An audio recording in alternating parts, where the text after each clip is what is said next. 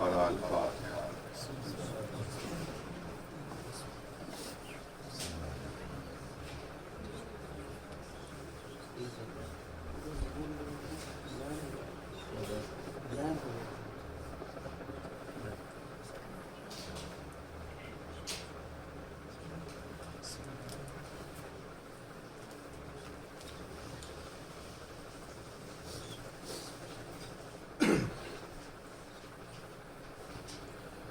أعوذ بالله السميع العليم من الشيطان اللعين الرجيم. بسم الله الرحمن الرحيم. الحمد لله الذي لا يبلغ مدحته القائلون ولا يحصي نعماءه العادون ولا يودي حقه المجتهدون الذي لا يدركه بعد الهمم ولا يناله غوص الفتن الذي ليس لصفته حد محدود ولا نعت موجود ولا وقت معدود ولا أجل ممدود. فطر الخلائق بقدرته ونشر الرياء برحمته ووتدى بالصخور معدان عرضه. والصلاة والسلام على أشرف الأنبياء والمرسلين أبي القاسم محمد اللهم صل على محمد وعلى أهل بيته الطيبين الطاهرين المعصومين المنتخبين المنتجبين الغر الميامين الذين أذهب الله عنهم الرجس وطهرهم تطهيرا.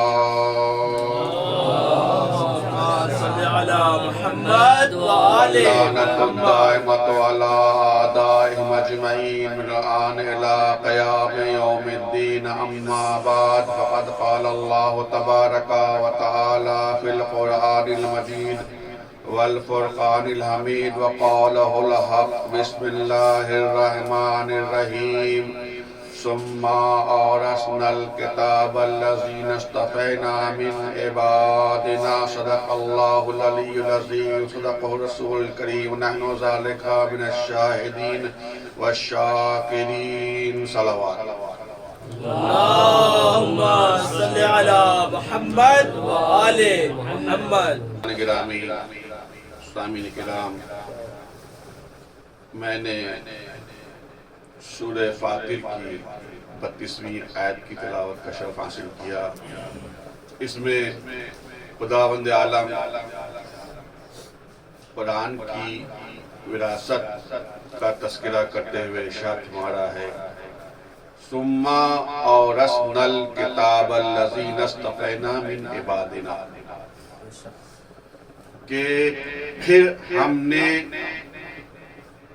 کتاب کا وارث اسے بنایا ہے کہ جس کا میں نے اصطفا کیا ہے.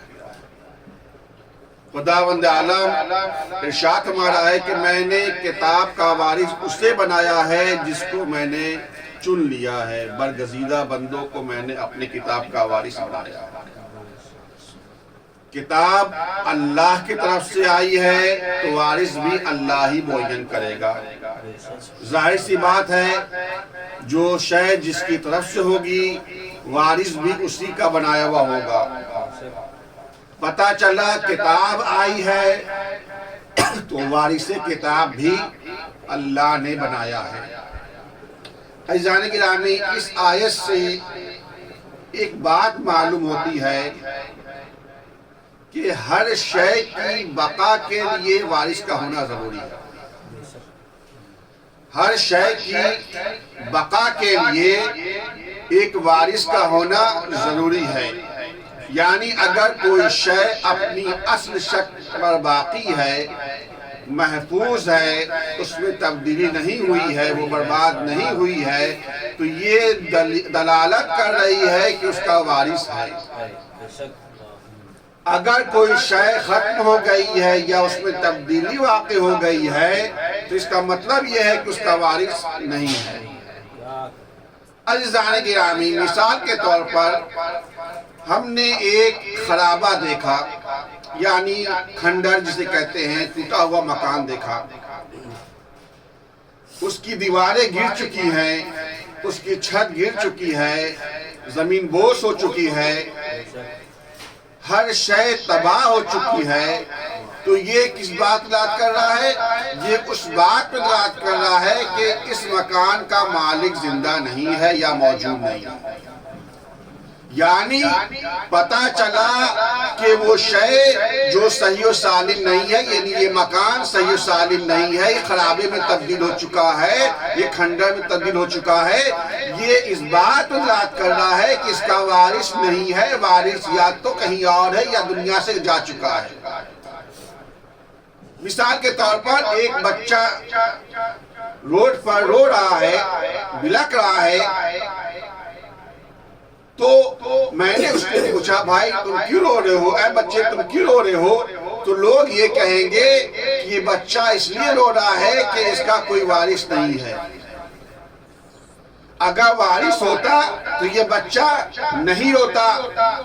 تو پتہ چلا کہ اگر کوئی شے اپنی اصل شکل پر باقی ہے اور اس میں تغیر تبدل نہیں ہوا ہے، اگر وہ اصل شکل پر ہے تو اس کا مطلب صحیح و سالم ہے، تو اس کا مطلب ہے کہ اس کا وارث ہے۔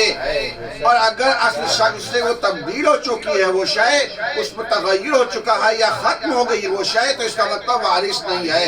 تو عزیزان گرامی، جب معمولی سی معمولی شے کے لیے وارث کا ہونا ضروری ہے، تو جو عظیم الشان شے ہو جسے قرآن مجید کہتے ہیں، تو کیا اس کا وارث نہیں ہوگا؟ نعرہ حیدری، آواز بابا دے بلند،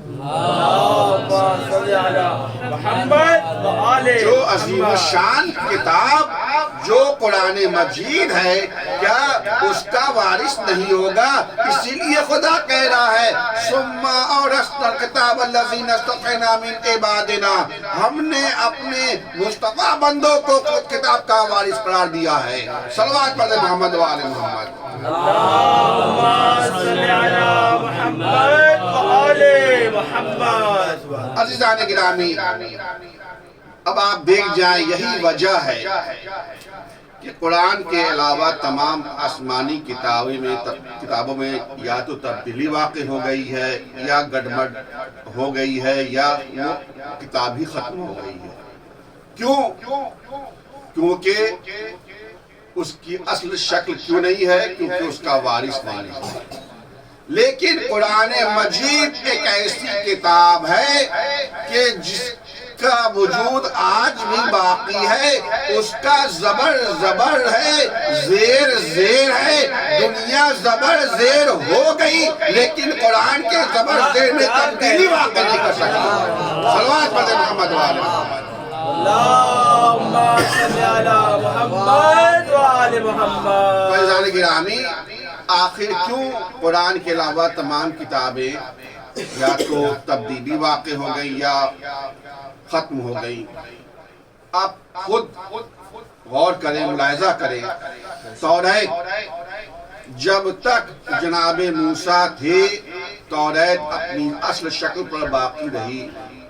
کیوں؟ کیونکہ وارث کتاب موجود تھا، کتاب کا وارث موجود تھا، کتاب توریت میں کوئی تبدیلی واقع نہیں ہوئی، کتاب اپنی اصل شکل پر باقی رہی۔ لیکن جیسے ہی جناب موسیٰ گئے، توریت میں تبدیلی واقع ہو گئی۔ تو پتہ چلا کہ توریت میں تبدیلی اس لیے ہوئی کہ اس کا وارث چلا گیا۔ زبور جب تک جناب داؤد زندہ رہے، داؤد علیہ السلام کے زندہ رہنے سے زبور باقی رہی، زبور میں کوئی تبدیلی واقع نہیں ہوا۔ لیکن جیسے ہی جناب داؤد دنیا سے گئے، زبور کا آج نام و نشان نہیں ہے۔ انجیل جب تک جناب عیسیٰ دنیا میں تھے، جناب عیسیٰ کے وجود سے انجیل میں کوئی تبدیلی واقع نہیں ہوئی، انجیل اپنی اصل شکل پر باقی رہا۔ لیکن جب جناب عیسیٰ دنیا سے گئے تو اب انجیل یعنی بائبل میں اقسام ہو گئے، تقسیم ہو گئی بائبل، یعنی کئی والیوم میں بائبل آپ کو ملے گی۔ پتہ چلا کہ یا تو وارث کے نہ ہونے سے یا تو اس شے میں تبدیلی واقع ہوتی ہے، یا یہ کہ وہ شے ختم ہو جاتی ہے۔ توریت انجیل تو ہے لیکن اپنی اصل شے پر باقی نہیں ہے، اس میں تبدیلی واقع ہو گئی ہے، زبور ختم ہو گئی ہے۔ پتہ چلا وارث گئے، وہ شے تبدیل ہو گئی یا ختم ہو گئی، لیکن قرآن کا وارث ابھی بھی زندہ ہے۔ یہ اور بات ہے کہ قرآن کا وارث اپنی ذمہ داری کبھی کبھی ظاہر میں رہ کر کرتا ہوا نظر آتا ہے، یا کبھی کبھی پردہ غیب میں رہ کر اپنی ذمہ داری بتاتا ہے۔ صلوات پڑھیں محمد وآل محمد۔ وآل محمد حیدری۔ عزیزان گرامی، آپ نے غور کیا کہ آسمانی کتابوں میں سے قرآن کے علاوہ تمام کتابیں جو ہیں یا تو اس میں تبدیلی ہو گئی یا وہ ختم ہو گئی۔ کیوں؟ کیونکہ اس کا وارث نہیں ہے۔ توریت کا وارث، زبور، انجیل کا وارث دنیا سے گیا، یہ شے تبدیل ہو گئی، اس میں تغیر ہو گیا۔ کیونکہ وارث نہیں ہے تو اس کی محافظت کون کرے؟ قرآن کا وارث کبھی ظاہر میں رہ کر اس کی حفاظت کرتا ہے اور کبھی پردے غائب میں رہ کر اس کی حفاظت کرتا ہے۔ اب بات یہ ہے کہ قرآن ثابت ہو گیا کہ قرآن اپنی اصل شے پر باقی ہے، نہ اس کے زبر زیر میں تبدیلی، حتیٰ کہ زبر زیر میں تبدیلی واقع نہیں ہوئی ہے۔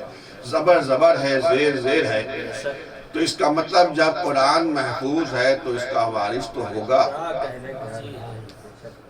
قرآن کا محفوظ ہونا اس بات کی دلیل ہے کہ اس کا وارث ہے۔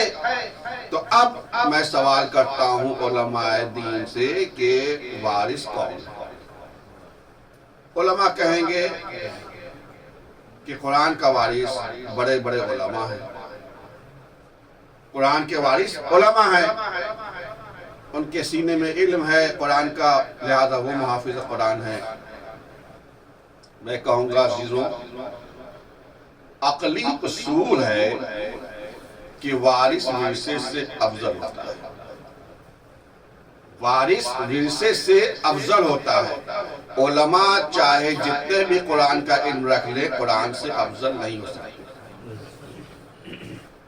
علماء دقاق عالم ہو جائیں لیکن وہ قرآن کے وارث نہیں ہو سکتے۔ کیوں؟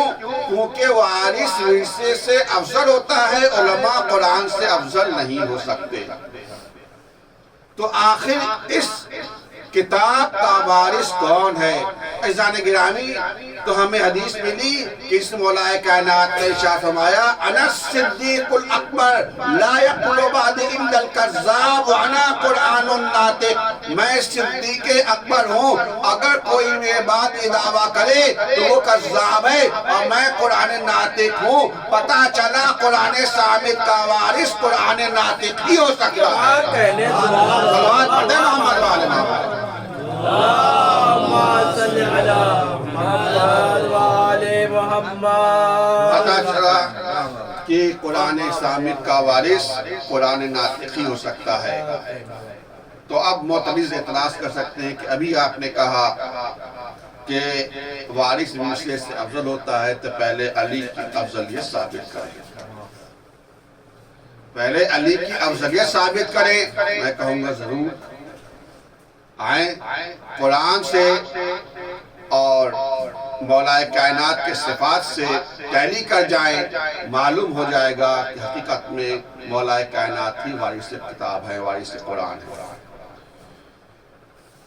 آئیے قرآن سے قرآن کی صفتوں کو پیش کرتے ہیں اور پھر مولا علی کی صفت سے ٹیلی کریں۔ قرآن کیا کہہ رہا ہے اپنے بارے میں؟ وَلَوْ أَنَّا قُرْآنًا سُيِّرَتْ بِهِ الْجِبَالُ أَوْ قُطِّعَتْ بِهِ الْأَرْضُ أَوْ كُلِّمَ بِهِ الْمَوْتَىٰ۔ اس آیت میں قرآن کی 3 صفتیں بیان ہوئی.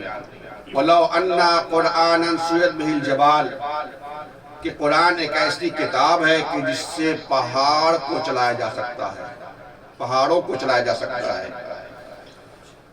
قرآن ایک ایسی کتاب ہے کہ جو مسافتوں کو کم کر سکتا ہے. قرآن ایک ایسی کتاب ہے کہ جو مردے سے کلام کر سکتا ہے. پتہ چلا کہ اس آیت سے قرآن کی 3 صفتیں ظاہر ہوئی. پہلی صفت یہ کہ قرآن کی صفت یہ ہے کہ قرآن ایک ایسی کتاب ہے کہ جس کے ذریعے سے پہاڑوں کو چلایا جا سکتا ہے. قرآن ایک ایسی کتاب ہے کہ جس سے مسافتوں کو، دوریوں کو کم کیا جا سکتا ہے، مسافتوں کو کم کیا جا سکتا ہے. قرآن ایک ایسی کتاب ہے کہ جس سے مردے سے کلام کیا جا سکتا ہے. تو عزیزان گرامی، جب قرآن کی پہلی صفت کی طرف دیکھیں کیا ہے، قرآن کہہ رہا ہے لو انا قرآن سُيِّرَتْ بِهِ الْجِبَالُ کہ قرآن ایک ایسی کتاب ہے کہ جس کے ذریعے سے پہاڑوں کو چلایا جا سکتا ہے. تو وارث قرآن کو بھی اس کی صفت کی اس کے اندر بھی صفت ہونی چاہیے. اگر قرآن یہ کہہ رہا ہے کہ قرآن وہ کتاب ہے کہ جس کے ذریعے سے پہاڑوں کو چلایا جا سکتا ہے تو وارث قرآن ایسا ہونا چاہیے کہ جب ناصرائے نجران دیکھے تو کہہ دے ہم ان سے مباہلہ نہیں کریں گے. کیوں؟ کیونکہ اگر یہ اشارہ کر دے تو پہاڑ بھی اپنی جگہ چھوٹا ہو نظر آ جاتا ہے. محمد وآل محمد. اللہم صلی علی محمد وآل محمد. یہ قرآن حیدری. یہ قرآن کی پہلی صفت. قرآن کی پہلی صفت کیا ہے کہ پہاڑوں کو چلایا جا سکتا ہے. تو مولا کائنات وہ ہیں کہ نسائے نجران دیکھ کے کہہ رہا ہے کہ اگر یہ اشارہ کر دے تو پہاڑ اپنی جگہ چھوڑ دے. بے شک. دوسری صفت اور قطعت بہ الارض کہ قرآن ایک ایسی کتاب ہے کہ جس سے مسافتوں کو کم کیا جا سکتا ہے، یعنی دوریوں کو نزدیکی میں بدل دیا جا سکتا ہے. یعنی قرآن کی صفت یہ ہے کہ قرآن دوریوں کو کم کر سکتا ہے، مسافتوں کو کم کر سکتا ہے. تو جب قرآن کی یہ صفت ہے کہ دوریوں کو کم کر دے تو وارث قرآن کو ایسا ہونا پڑے گا کہ مدینے سے چشم زدن میں مادائن آ جائے اور جب خیبر میں رسول بلائے تو چشم زدن میں خیبر آ جائے. محمد وآل محمد. صلی علی محمد وآل محمد. یہ ہے وارث قرآن کہ چشم زدن میں مدینے سے مدائن پہنچ جائے. اور تیسری صفت قرآن کی کلما بہ الموت کہ قرآن ایک ایسی کتاب ہے کہ جس کے ذریعے سے مردے کو زندہ کیا جا سکتا ہے، مردے سے بات کی جا سکتی ہے. تو جب قرآن جو ورثہ ہے اس کی صفت یہ ہے کہ قرآن کے ذریعے سے مردے کو زندہ کیا جا سکتا ہے، مردے سے کلام کیا جا سکتا ہے. تو وارث قرآن وہ ہے کہ جو اگر زندے پہ نماز پڑھا دے تو زندہ مردہ ہو جائے، مردے کو ٹھوکر مار دے تو مردہ زندہ ہو جائے. محمد محمد. اللہم صلی علی محمد وآل محمد. عزیزان گرامی، یہ 3 صفتیں کہ جو قرآن کی اور مولا کائنات میں تعلیق ہو رہی ہے. اب آئیے 2-3 آیت اور تینوں آیتوں کا خلاصہ یہ کہ قرآن کہہ رہا ہے وَلَا رَتْبٍ وَلَا يَابِسٍ إِلَّا فِي كِتَابٍ مُبِينٍ کہ قرآن ایک ایسی کتاب ہے کہ جس میں ہر خشک و تر موجود ہے. وَمَا مِنْ غَائِبٍ فِي السَّمَاءِ وَالْأَرْضِ إِلَّا فِي كِتَابٍ مُبِينٍ کہ ہر غائب چیز جو زمین آسمان میں ہے وہ ہر چیز قرآن میں موجود ہے. وَلَا أَصْغَرَ مِنْ ذَلِكَ وَلَا أَكْبَرَ إِلَّا فِي كِتَابٍ مُبِينٍ چھوٹی سی چھوٹی چیز، بڑی سی بڑی چیز قرآن مجید میں موجود ہے. پتہ چلا قرآن کی یہ چوتھی صفت کیا ہے کہ قرآن ایک ایسی کتاب ہے کہ جس میں ہر خشک و تر موجود ہے، ہر شے موجود ہے، ہر بڑی سی بڑی چھوٹی چیز موجود ہے. پتہ چلا قرآن ہر شے اس کے اندر ہے. تو جب قرآن کی صفت یہ ہے کہ اس کے پاس ہر شے کا علم ہے تو اب وارث قرآن کو ایسا ایسا ہونا پڑے گا جو کہتا وقت نظر آئے سلونی سلونی قبلہ تقلدونی، پوچھو پوچھو جو کچھ پوچھنا ہے قبل اس کے کہ میں تمہارے درمیان نہ رہوں. اور قرآن خود کہتا ہوں کل شیء احصیناہ فی امام مبین، کہ یہ وہ ہے کہ جن کے اندر ہر شے کا علم ہے. صلوات پڑھیں محمد و آل محمد.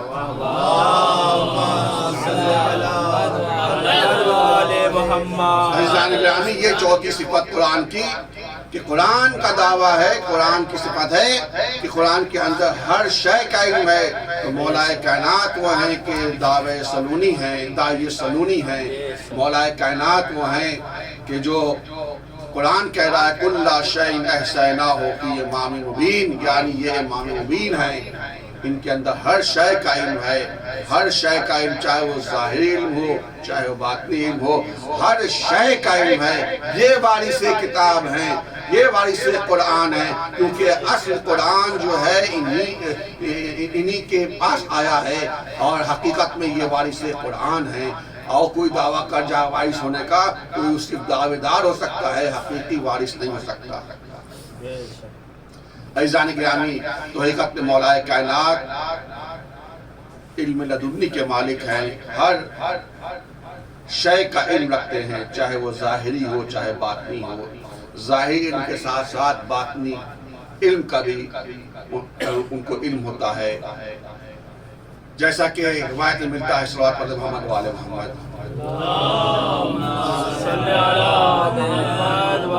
جیسا کہ روایت میں ملتا ہے کہ جناب ابن عباس روایت کرتے ہیں کہ ہم اور علی ایک جگہ پر بیٹھے تھے.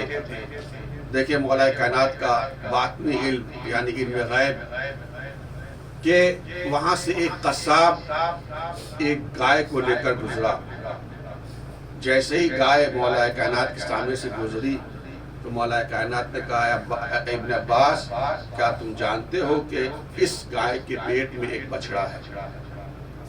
پھر مولا نے بس یہی نہیں کہا بلکہ صفت بیان کی، کہا کہ اس گائے کے پیٹ میں بچڑا ہے اور اس کی پیشانی سفید ہے اور اس کی دم بھی سفید ہے. تو ابن عباس مضطرب ہوئے، پریشان ہوئے کہ علی نے کیسے بتا دیا کہ اس کے پیٹ میں بچڑا ہے اور صفات بھی بتائے کہ اس کی پیشانی سفید ہے اس کی دم سفید ہے. خیر ابن عباس کو بے چینی ہوئی، اٹھے اور دھیرے سے اس قصاب کے پیچھے گئے اور قصاب ایک مقام پر جہاں پہ گائے ذبح کی جاتی ہے وہاں پہنچا اور اس نے جیسے ذبح کیا پیٹ چاک کیا. جب پیٹ چاک کیا تو کیا دیکھا ابن عباس نے کہ جو مولا نے کہا تھا وہی ہوا. ایک بچڑا نکلا، پیٹ سے ایک بچڑا نکلا اور اس کی پیشانی سفید تھی، دم بھی سفید تھی.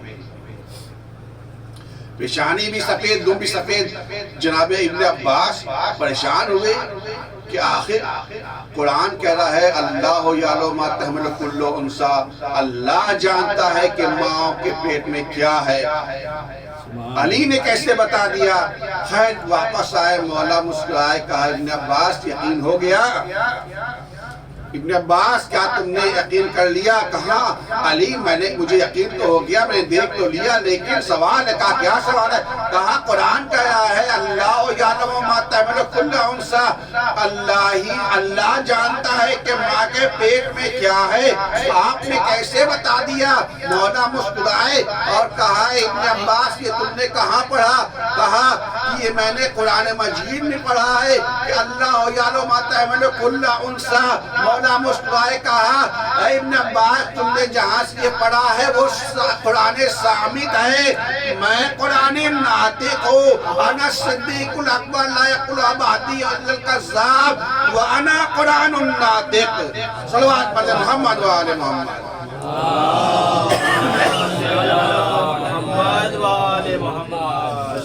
تو عزیزان گرامی آپ نے دیکھا کہ مولا کائنات کے پاس علم غیب بھی تھا، ہر شے کا علم. اسی لیے تو ممبر سلونی سے دعویٰ کرتے نظر آتے ہیں پوچھو پوچھو جو کچھ پوچھنا ہے قبل اس کے میں تمہارے درمیان نہ رہوں کیونکہ میں زمین سے زیادہ آسمانوں کو جانتا ہوں. عزیزان گرامی جس وقت مولا کائنات نے یہ دعویٰ کیا سلونی کا دعویٰ جب کیا تو اس وقت کچھ لوگوں نے یہ پلاننگ کی کہ علی دعویٰ کرتے ہیں کہ ہر شے کا علم ہے، پوچھے جو کچھ پوچھنا ہے. تو ایسا کرتے ہیں کہ علی سے سوال کریں گے اور ایسا سوال کریں گے کہ کہیں گے دین کیا ہے.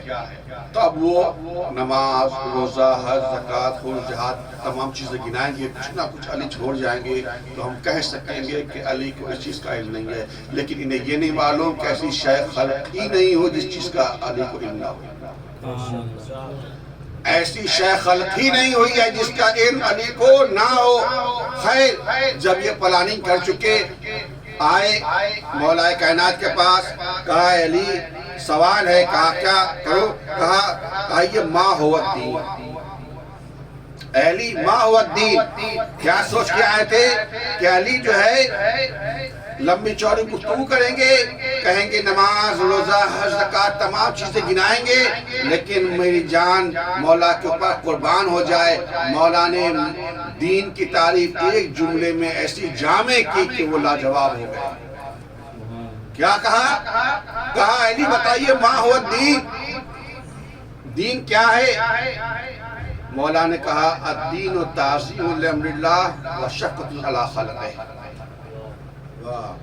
الدین تعظیم للہ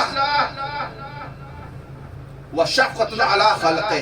تعظیم لامر اللہ و شفقۃ علی خلقہ، کہ دین اللہ کے امر کی تعظیم کرنا ہے اور اس کے مخلوق کے اوپر شفقت کرنا ہے. یہ دونوں جملے سے تمام اوامر بھی آ گئے اور تمام وہ جو احکام لوگوں کی خدمت کے ہیں وہ تمام آ گئے. یعنی پتہ چلا اس جملے سے علی نے ایسی تعریف کی کہ نہ اس کے اندر کوئی چیز اب داخل ہو سکتی ہے نہ خارج سکتی ہے. صلوات پڑھیں محمد و آل محمد.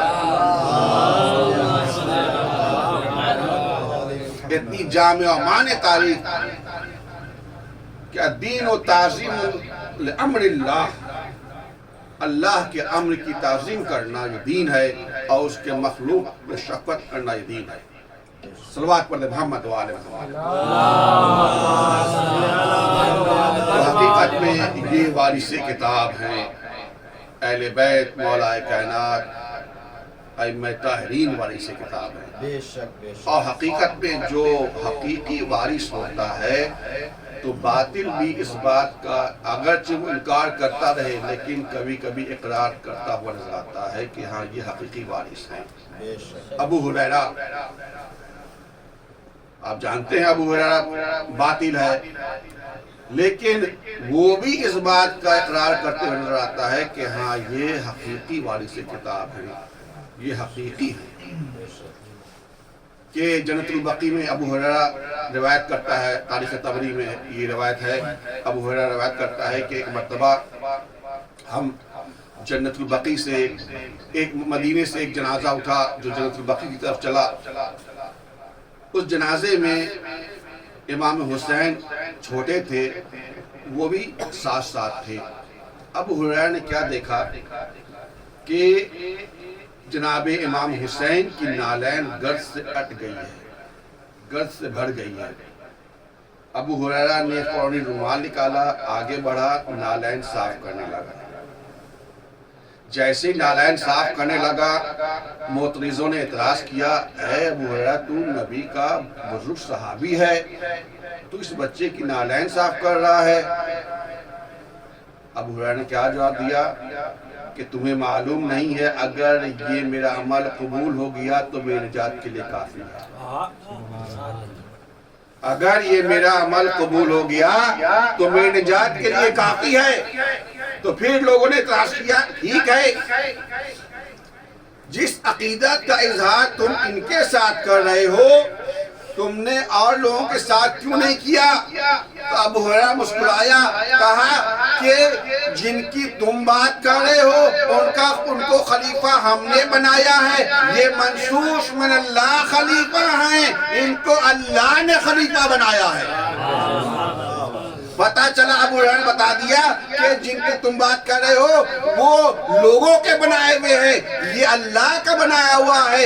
اسی لیے شاعر نے کیا خوب کیا کہا، حسنین کی نالین پہ دو نین تصدق، حسنین کی نالین پہ دو نین تصدق، دو نین ہے کیا چیز، کونین تصدق۔ صلوات پڑھیں محمد و آل محمد۔ نعرہ حیدری۔ عزیزان گرامی، آپ نے دیکھا کہ یہ ہیں وارث کتاب، حقیقی وارث، جس کے لیے قرآن کہہ رہا ہے سنو اور کتاب الذین اصطفینا من عبادنا، کہ میں نے مصطفیٰ بندوں کو وارث کتاب بنایا ہے۔ اور حقیقت میں جو وارث کتاب ہوتا ہے، اگر ورثے پہ کوئی آنچ آئے، اگر ورثے پہ کوئی بلا آئے، مصیبت آئے، تو حقیقی وارثی ہوتا ہے۔ حقیقی وارثی اس کے تحفظ کے لیے آگے بڑھتا ہے۔ قرآن یہ کیا ہے، وحی الہی ہے۔ اور یزید کیا کہتا تھا، نہ کوئی خبر آئی نہ کوئی وحی آئی، یہ نعوذ باللہ بنی ہاشم کا ڈھونگ ہے۔ عزیزان گرامی، کتاب جو ایک ورثہ ہے اس کو تباہ کیا جا رہا ہے، اور جو وارث کتاب، حقیقی وارث کتاب تھا، وہ اٹھا مدینے سے اپنے اہل و عیال کو لے کے چلا، کیوں؟ تاکہ قرآن کا تحفظ کیا جا سکے۔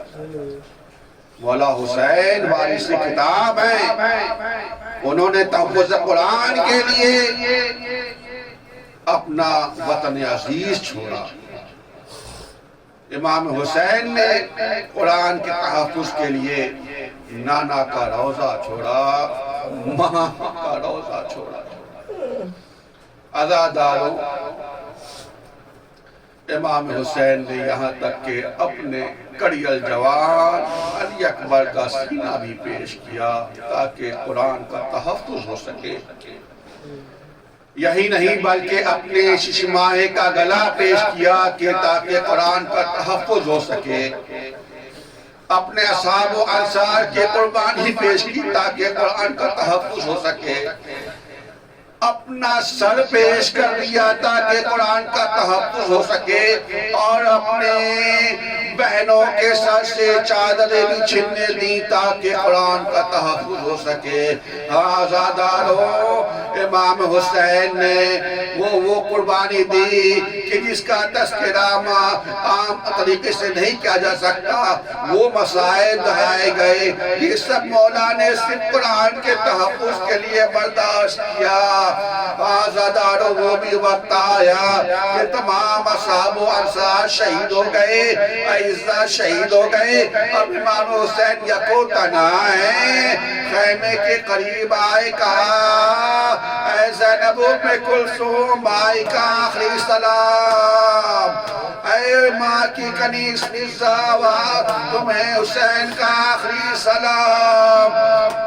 عزادارو، جیسے یہ آواز جناب زینب نے سنی، کہا بھیا ذرا خیمے میں تو آ جائیں۔ جناب امام حسین خیمے میں گئے، جانے کے بعد جناب زینب اس حجرے میں گئی، اس خیمے میں گئی جہاں جناب سید سجاد غش کے عالم میں پڑے تھے۔ جناب زینب نے جناب سید سجاد کو بیدار کیا، کہا سید سجاد، تمہارے بابا تم سے آخری مرتبہ ملنے آئے ہیں۔ جناب سید سجاد تڑپ گئے، کہا بابا یہ آپ کی کیا حالت ہے؟ بابا میرے چچا عباس کہاں ہے؟ مولا نے کہا نہر کے کنارے دونوں شانے کٹا کر آرام کر رہے ہیں۔ پھر کہا میرے علی اکبر بھائی کہاں ہے، قاسم کہاں ہے؟ مولا نے کہا اے بیٹے سجاد، بس اتنا سمجھ لو کہ مردوں میں صرف ہمارے اور تمہارے علاوہ کوئی نہیں ہے، میں بھی رخصت آخر کے لیے آیا ہوں، اب یہ قافلہ تمہارے حوالے ہے۔ یہ ماں بہنیں تمہارے حوالے ہیں۔ عزادارو جیسے ہی امام سجاد نے سنا کہا پھپھی اماں ذرا سا تلوار دے۔ جناب سید سجاد کے کہنے پہ مولا نے کہا بیٹا عصا تلوار سے کیا کرو گے؟ کہا بابا عصا سے تکیہ کروں گا، تلوار سے جہاد کروں گا، آپ کی جان بچاؤں گا۔ مولا نے کہا بیٹا تم بیمار ہو، تم سے جہاد ساقط ہے۔ مولا نے تلقین کرنے کے بعد اب خیمے سے باہر نکلنا چاہتے ہیں، لیکن عزادارو روایتیں ملتا ہے کہ خیمے سے نکلتے ہیں بیویاں کھینچ لیتی ہے۔ ہائے اس طریقے سے مولا حسین خیمے سے نکلے جیسے بڑے گھر سے جوان کا لاشا نکلتا ہو۔ امام حسین خیمے سے باہر نکلے، زلجنا کے قریب آئے، سوار ہونا چاہتے ہیں۔ ایک مرتبہ فرات کی طرف دیکھا، عباس کہاں ہو؟ اپنے آقا کو سوار کرو۔ اے قاسم، اے علی اکبر کہاں ہو؟ بابا کو سوار کرو۔ جناب زینب نے کہا اے بھیا کوئی نہیں ہے، یہ زینب آپ کو سوار کرے گی۔ عزادارو مولا گھوڑے پر سوار چاہتے ہیں آگے بڑھے، گھوڑا آگے نہیں بڑھتا۔ جناب امام حسین نے کہا اس پہ وفا میں جانتا ہوں کہ تو بھی بھوکا پیاسا ہے، صبح سے میدان جا رہا ہے۔ اے اس پہ با وفا یہ آخری سواری ہے۔ عزادارو گھوڑے نے اپنے سر سے اشارہ کیا، مولا نے کیا دیکھا؟ گھوڑے کی سبوں سے 5 برس کی سکینہ لپٹی بیٹھ کر رہی ہے۔ اے بابا کے گھوڑے، بابا کو مقتل میں ڈالے جا، کیونکہ صبح سے جو بھی گیا واپس نہیں آیا۔ مولا اترے، سکینہ کو گود میں لیا، کہا سکینہ آج سے رواج بدل جائے گا، تم ماں کے سینے پر سونا، علی اصغر میرے سینے پر سوئے گا۔ جناب سکینہ نے کہا بابا میں نہیں روکتی مگر آخری بار سینے پر سلا لو۔ حسین جلتی ہوئی ریت پر لیٹ گئے، کہا سکینہ بابا کے سینے پر سو جاؤ۔ جلتی ریت پر مولا نے سکینہ کو اپنے سینے پر سلایا۔ عزادارو وہ بھی وقت آیا، امام نے سکینہ کو جناب زینب کے حوالے کیا۔ میدان میں آئے، تلوار نکالی، جنگ شروع کی۔ جنگ کرتے کرتے میدان فرات کے قریب پہنچے، کہا عباس کیا اپنے بھائی حسین کی جنگ نہیں دیکھو گے؟ قاسم اکبر دیکھو، اپنے چچا اور بابا کی جنگ دیکھو۔ عزادارو مولا جنگ کرتے جاتے ہیں، آواز آئی حسین شجاعت کے جوہر دکھا چکے، اب صبر کے جوہر دکھاؤ۔ مولا نے تلوار کو نیام میں رکھ لیا، بھاگی فوجیں چھٹی، کسی نے تلوار مارا، کسی نے نیزہ مارا، ارے کسی کے پاس کچھ نہ تھا پتھر مارتا تھا۔ مولا زین سے زمین پر آئے، ارے قیامت ہو گئی۔ شبر نے سر و تن میں جدائی کی، زمین کربلا کو زلزلہ ہوا۔ جناب زینب نے کہا سید سجاد یہ کیا عالم ہے؟ زمین کو جھٹکے کیوں آئے؟ کہا پھپھی اماں پردہ اٹھائے، جیسے خیمے کا پردہ اٹھا، کیا دیکھا؟ بابا کا سر لو کے نیزے پر بلند ہے۔ آواز دیا السلام علیکہ یا باب اللہ۔ پھپھی اماں ہم یتیم ہو گئے، پھپھی اماں بن بھائی کے ہو گئے۔ اللہ لعنت اللہ القوم الظالمین۔